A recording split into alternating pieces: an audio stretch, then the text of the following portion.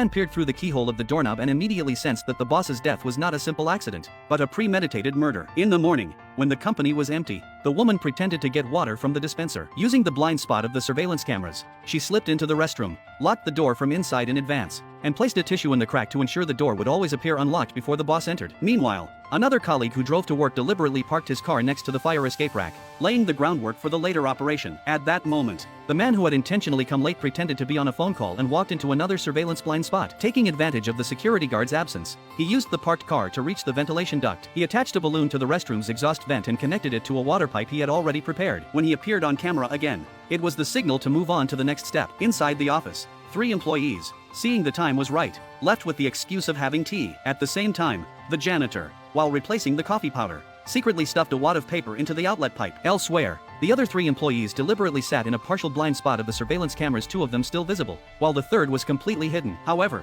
the 2 acted as though they were chatting with him the whole time. This gave him the chance to get close to the fire escape rack and connect the water pipe to the fire extinguisher. After all this was set, when the boss walked to the coffee machine and pressed the switch, the blocked outlet spurted coffee all over his clothes. As soon as he entered the restroom, the door closed and automatically locked behind him. Right then, the female colleague who had gone to fetch water appeared at the restroom door. She removed her hairpin and inserted it into the lock, preventing the boss from opening it from the inside. Seeing the moment had come, the janitor turned the vacuum cleaner to its maximum power. Hearing the loud noise outside, the colleague immediately twisted open the fire extinguisher valve. With a rush of gas flooding through the ventilation duct, the boss instantly panicked. He tried to open the door to escape, but no matter how hard he twisted, the lock wouldn't budge. He attempted to shout for help, but the deafening roar of the vacuum cleaner perfectly drowned out his cries.